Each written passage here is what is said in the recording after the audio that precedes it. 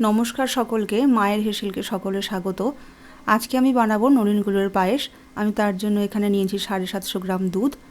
আর দুধ আমি কড়াইটাকে ভালো করে একটুখানি গরম করে নিলাম। গরম করে গ্যাসটাকে একদম লো করে 1 চামচ ঘি দিয়ে আমি ঘিটাকে একটু গরম করে নেব। আর এই ঘিটার মধ্যে একটু ঘি দিয়ে আমি কাজুটাকে একটু ভালো করে ভেজে নেব। গ্যাসটাকে একটু লো করেই আমি কাজুটা ভালো করে ভেজে নেব। আমার কাজুটা ভাজা হয়ে গেছে, আমি এবার এটাকে তুলে নিলাম।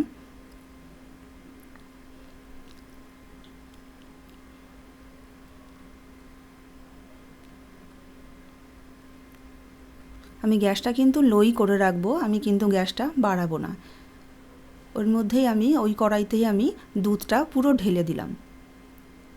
ওপরে যে একটু কালো কালো দেখতে পাচ্ছেন, এটা কিন্তু আমি যে কাজুটা ভাজলাম যে ঘিয়ের, ওইটা কিন্তু তাতে কোনো অসুবিধা হবে না। এর মধ্যে পুরো মিশে যাবে, তাতে দুধের একটা যে সুন্দর ফ্লেভার আসবে। আমি এখানে নিয়েছি 50 গ্রাম কামিনী আতপ চাল। আমি এখানে 2 মুঠ চাল নিয়েছি। আর এখানে হাফ চামচ ঘি দিয়ে চালটাকে আমি ঘিয়ের সঙ্গে ভালোভাবে মিশিয়ে নিলাম। আমার এখানে মেশানো হয়ে গেছে। আমার এদিকে দুধটাও ভালো করে ফুটে গেছে। আমি গ্যাসটাকে বাড়িয়ে দিয়েছিলাম দুধটা ফোটার জন্য। দুধটা যেই ভালোভাবে ফুটে যাবে তখন আমি কিন্তু গ্যাসটাকে মিডিয়াম করে দেবো। গ্যাসটা মিডিয়াম করে এই চালটাকে আমি ভালো করে মিশিয়ে নেব। এখানে মাপ হচ্ছে 500 গ্রাম চালে আমি 50 গ্রাম চাল ব্যবহার করি, এটা আমার মাপ। আর মুঠ হিসাবে যদি ধরি, আমাদের এখানে 2 মুঠ চাল আমি এখানে ব্যবহার করেছি। 1 মুঠ হচ্ছে 25 গ্রাম, এই হিসাবে আমি ব্যবহার করি।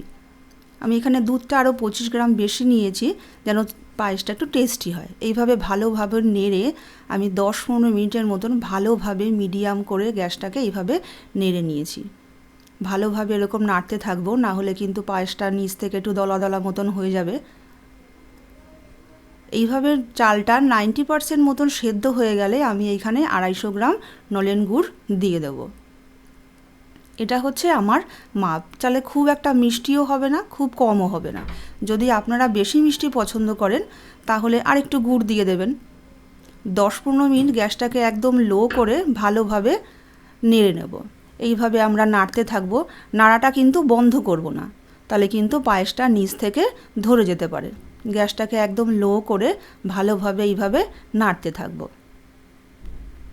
আমার সম্পূর্ণ রান্নাটা করতে মিনিমাম আধ ঘন্টা মতন টাইম লেগেছে। গ্যাস কিন্তু কোনোভাবেই বাড়াবো না। আমার রান্নাটা মোটামুটি হয়ে গেছে। আমি এখানে কাজুটাও মিশিয়ে দিলাম। যে কোনো শুভ অনুষ্ঠানে বা পুজো পার্বণে আমরা কিন্তু পায়েস বা মিষ্টান্ন বা পরমান্ন যেটাই বলি না কেন সেটা কিন্তু আমরা করেই থাকি।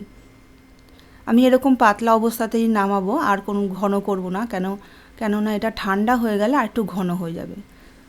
আমার রান্নাটা যদি ভালো লেগে থাকে বন্ধুরা, আমার চ্যানেলটাকে লাইক করবেন, শেয়ার করবেন, সাবস্ক্রাইব করবেন।